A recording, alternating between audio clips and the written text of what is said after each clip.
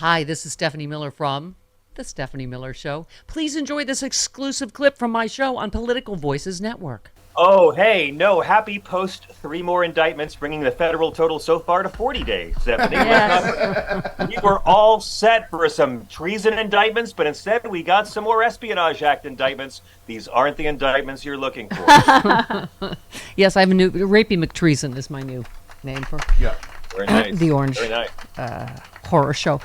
John, we just mentioned during the break that Bronny James is home and recovering. And you went into your impression of an anti-vaxxer. Look, I'm just saying, Tony Bennett was perfectly fine, healthy 96-year-old until he had the shot. Yes. I don't know who the Sinead O'Connor is, but I have my theories about what happened. I've done my own research Yes, on this. XX, the new, whatever, rebranded Twitter, removed a fact check from a post by Elon Musk that linked the cardiac arrest suffered by Bronny James to the COVID vaccine. Musk replied to the news of his arrest saying, "We cannot ascribe everything to the vaccine, but at the same token, we can't ascribe nothing."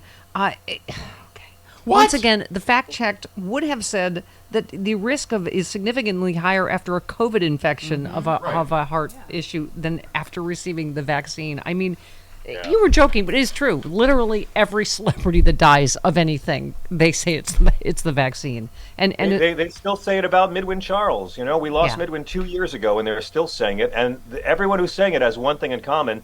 They don't care about Midwin Charles. These people don't care about Tony Bennett. They don't care about LeBron James's son.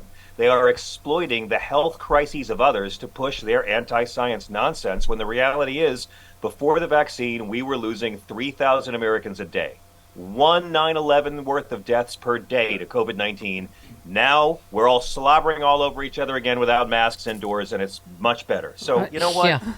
Let him do it. Even Robert Kennedy Jr. is running away. I never said I was anti-vax. He's doing that line now. I know. And I'm sorry, but Elon Musk, God bless him, this guy is one bad Tesla shareholder meeting away from completely losing it and setting Barbies on fire in his backyard grill. So, he hasn't sunk that low yet. But believe me, speaking of Sinead, I read your tweet yesterday because I knew that you would speak so eloquently about this, and someone I was tweeted, in love with that woman for 35 years. You retweeted someone, "Overkill again. O'Connor could have made the point without ripping up the photo," and you said Sinead went too far when she called out the systemic rape of thousands of children. I mean, the fact is she was right, and she was braver than most of us would ever be, to call it out. Yeah, she's very close to my heart. You know, The Lion and the Cobra, Chris, I know you know how amazing that album is. Brilliant from beginning to end. Yes. I mean, I saw her live over 10 times over the years. I was at the show at the Garden State Arts Center after the Gulf War, where she didn't want to have the anthem played and wouldn't come out. We were like, hey, why is it 10 o'clock and she hasn't started yet? I was at the Bob Dylan tribute show where she was booed off the stage. A week after the SNL thing. I had scammed a backstage pass, and I met her backstage. Oh, that's nice. I was a kid. I met her backstage, and I thanked her, and I told her who my parents were and that I was Catholic, and how grateful I was that she had taken that risk. Yeah. And it's amazing to see now, all these years later, that these revoltingly fake Christians are still all over the internet attacking her for tearing up a picture. They're more angry at her protest about child rape than they are about the actual child rape. And she's been proven right about everything. Yeah. Yeah. I mean, it reminds me of Kathy Griffin losing a career over a doll and ketchup when, Donald Trump, also a rapist, as has been adjudicated this week in a court of law. Thanks, Judge. Yeah. But I mean, I'm sorry. I was just going to say, I think particularly in the light of currently how gays and trans people are being called, or drag performers are being called groomers, when, how long ago was that she called out where the real child rape is going on? 31 years ago. And there are people I'm related to who are still more angry that she disrespected John Paul II. They're more angry at that than they're angry at John Paul II for covering up child rape. Catholics, Sinead O'Connor, I see these people saying, we can forgive her now. She doesn't need your forgiveness. No. She deserves your thanks, and she deserves your apologies. I mean, she said at the time, you're going to defend child rape. She said, I'm Catholic. I love God. I love my religion. That's why she said something. She was ordained a priest after that, not too long ago, and then she converted to Islam a few years ago as well. She kept Sinead O'Connor as her recording and touring name. And, look, it's just really, it's so sad. It's so rare you see someone who's willing not just to take on the demons in the world like that on the pop stage, but that someone who's willing to take on the demons in themselves and be public about it. She never shied away from talking about mental illness. And she kept on making terrific music. We didn't play the Prince song at all on our show this week. We've been playing her other stuff all week, because she made so many great records over the years. Such a great live performer. I still can't believe I'm never going to get to see Sinead O'Connor live again. The music is still there, and it's still amazing. And she was right about everything. Everyone who struggled with mental illness really can appreciate what she did. And she said she didn't ruin her career. She said all along, I didn't ruin my career. I ruined the careers of some record label guys who wanted to buy mansions in Antigua. They wanted to make a lot of money off me as a pop star. I ruined their careers, but I like playing live. That's where I'm going to make my money. She was a true artist. In so many ways, she was a true Christian, and her goodness is still out there, and her music is still great. My friend Glenn is in the music business. I was just, as you were talking about seeing her live, I wanted to read his text. He said, I was lucky enough to see her perform live, and unless you witness it, I can't adequately describe how mesmerizing her presence and voice truly were. She took you to a higher plane, and you felt the magic of music. It was angelic and haunting. She was iconic. We lost a great one today. I hope history will be kinder to her, and that we celebrate her legacy. Her music and artistry will live on forever.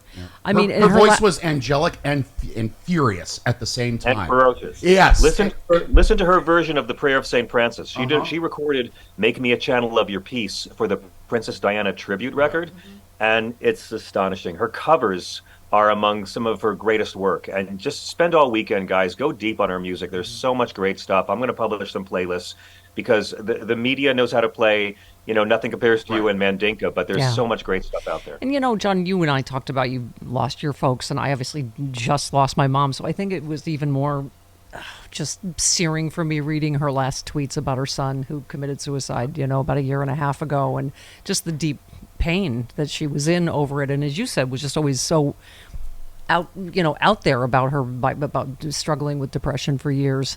And then there's the pain of, I think she said he was the love of my life, the lamp of my soul. And just, I know how that feels, because that's how I felt about my mom. So it just, she really, as you say, she went deep, really deep.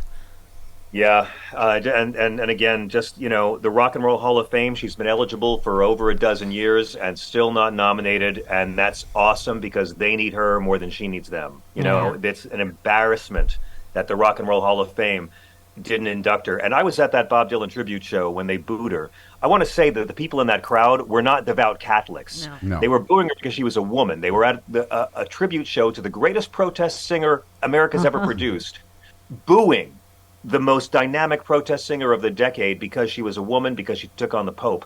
A lot of people, if you watch the video, a lot of us were cheering her. Yeah. I've always believed if she started the song, the crowd would have let her finish. Mm-hmm. And she finally released that song as a B-side, and it was Dylan's I Believe in You. It's a born-again Christian song, and it's great. Yeah. She was a real Christian, and she went after the hypocrisy of organized religion. So a little bit influential to me. And it was, I mentioned this yesterday, but it was at that show where she came backstage and Chris Christopherson hugged her. And she looked like on stage. Was that on stage? And she looked like she needed it.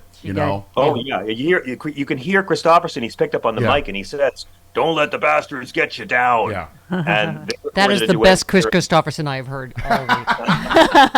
Thank you very much. Yeah. You also tweeted, "Oh my God, I saw Mick Jagger trending, and I almost had a heart attack. So relieved to find out he's not releasing a new solo album." John Louise, you were scared. I was like, "Okay, tell me." It's not a solo record, and it's not another baby. That's all I need to know. Two things. He's 80, all right. He's fine. His life is halfway over, but he'll be okay. He's half a Keith Richards. Yeah. You also said, I'm reasonably sure you could sell raw goat phlegm at Whole Foods if you added the words with antioxidants. Yeah, that is Yeah, it's true. Do you have any fair? A sign of our times. Go to Whole Foods. Just ask for it. Do you have any fair trade goat phlegm? We have goat phlegm kombucha. Oh, where's that? Oh, Liberals. what aisle? Liberals would buy it. Yeah, you're right. Also, you said she turns to me and says, what if all this UFO info is coming out now because Trump was going to sell the information to someone? What if that's why they took away his daily briefings? I laugh, tell her she's crazy. Then I lie awake horrified for hours.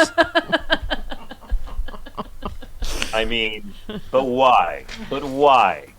I gotta work on my Rick Overton impression. Why are they announcing it now? Why are they announcing it now? Fantastic. All right, you know what I called Rick this week. I was like, Rick, why are they rolling out the alien stuff now? What's the reason now? like, are they softening us up for something? And Rick was off. And Rick came back and said, no, it's because of the Epstein Island list. I'm like, that's the answer I wanted. Rick. Thank you. All right. That's the Rick Overton answer. Yep. I wear my Sexy Liberal shirt every Friday. Why? Because sexyliberal.com. Get tickets for the only show in 2023 here in LA. Bam. That's right. October 21st. And Chicago is already selling out. Yes. That's next August for the DNC. Right. San Francisco just went on sale the very first show of 2024. Sexyliberal.com. You got to see that in person. Yes. Come to that. It's going to be a riot next year. All right. Love you, John. Guys, have a great one. And I just want to say I haven't seen Ben Shapiro this outraged since that couples therapist assured him the female orgasm really does exist. Yes. Angry man. Thank you, John. Have a great weekend.